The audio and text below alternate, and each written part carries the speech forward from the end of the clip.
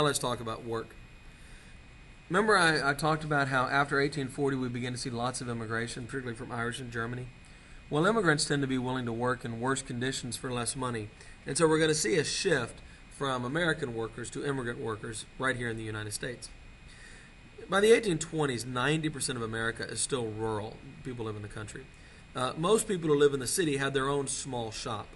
There was very little unskilled workers in the city. If you lived in the city, it's probably because you had some skill. You were maybe a shoemaker.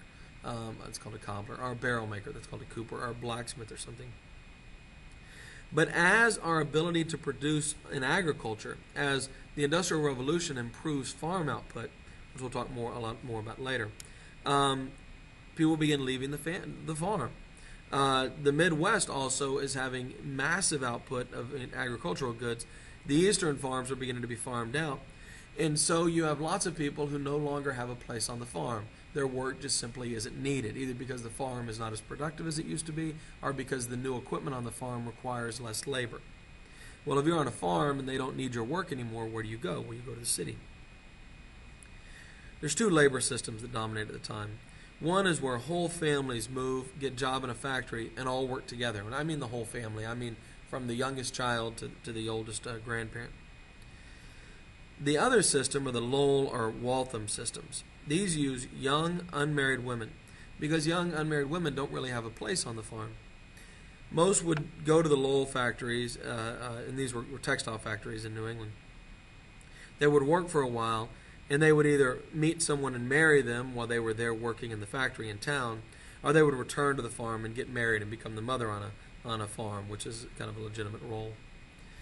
Most ended up married, though. This wasn't something you did for a career. This was something you did when you were young to support yourself.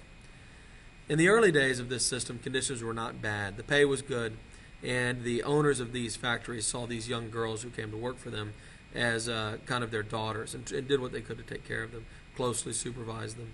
But that's going to change. Even during the period where they were fairly well treated in the early days of this system, it was a difficult life. Growing up on a farm and then having to go work in a factory is a tough transition. For one thing, on a farm, you didn't have anybody standing over you making you work every second of the day. You had a certain rhythm to the world. Sun up and sundown were really important. The seasons were really important. There were busy times of the year and slow times of the year. By the time you get into the factory, though, somebody is standing over there watching you all the time, making sure you work. Nobody cares about the seasons or the time of day. You need to work your hours, and that's that. You're not outside like you would be on a farm. You're in a factory that probably has little or no windows. It's a much, much different life, and this was difficult for a lot of these girls.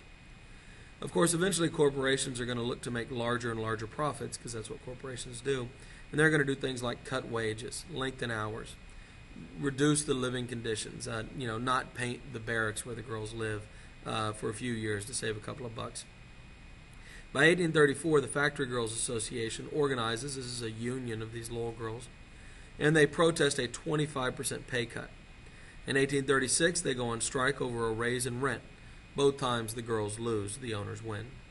In 1844, Sarah Bagley creates the Female Labor Reform Association, demanding a 10-hour workday. They were working more than that at the time, and a better working environment. By the 1840s, women are leaving the Lowell system and moving into jobs like teaching, domestic service, or desperately finding a husband so they don't have to go to the system because the conditions have become so bad. They are replaced, of course, by immigrants who come in and are willing to work for less money under worse conditions, like I said. The immigrant workforce is easily controlled, poorly paid, horribly treated, unorganized, but very profitable. This is largely Irish. The Irish built the railroads, the canals, and the turnpikes. They lived in unhealthy shanties. And of course, there's a great irony here.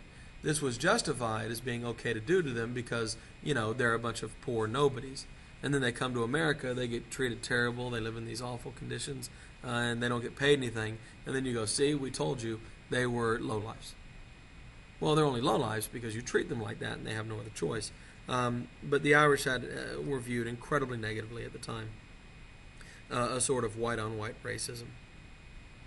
The pay shifts. It used to be a daily wage. Every day you got so much. To per piece.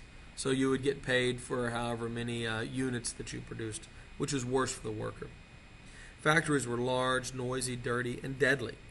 There were no workplace protections. There were no rules about what you could and couldn't do in a factory. The average workday was 12 to 14 hours, 6.5 days a week. You would probably get Sunday morning off to go to church, but you were expected to be there Sunday afternoon. Wages were constantly declining, and women and children were paid less than men, and nobody thought twice about it. Artisans, and what I mean by artisans are these skilled people, that guy who was making, the tailor, who's making your clothes by hand as opposed to the factory, the shoemaker, who's making your shoes by hand as opposed to the shoes being made in the factory. They didn't like the factory system. They believed in independent work and handcrafted goods. They rejected capitalism, the idea that there should be this class of owners who simply invest business into a money, and that's where all the profit should go. They thought that was terrible. The artisans created guilds, basically, societies for aid, trade unions. In 1834, they united in the national trades unions, and other industries would follow along. These failed as capitalists, as the owners of the companies, would pass extremely strict laws limiting the rights of trade unions. And hostile courts would ban their actions. Trade unions would try to do things like set a minimum price or establish common hours that all the stores would be open. But of course the capitalists didn't like those things. Legislatures would also reject attempts to limit hours worked. This 40-hour work week that we have these days was inconceivable at the time. Attempts to ban child labor were also ignored by the state legislatures. The Massachusetts Supreme Court in 1842 in Commonwealth v. Hunt declares that unions are legal and strikes are lawful, but this is about the only victory unions have. Women aren't allowed in unions anyway. The 1850s does see women attempt to form their own unions, but these end up being more like mutual aid societies. So if you get sick on the job, everybody might chip in a little bit and try to make sure you still get to eat, that sort of thing. But unions failed because they can't succeed at this time because of immigration and the racism that goes along with that. So, for example, if I unionize, the owner's just going to fire me and replace me with a bunch of immigrants. And because I'm a racist, I don't want the immigrants in my union, so therefore my union is doomed to failure. Because I can always be replaced by people that I think I'm better than, so I won't join my union. So unions at this time don't really gain a foothold, and conditions for workers are terrible.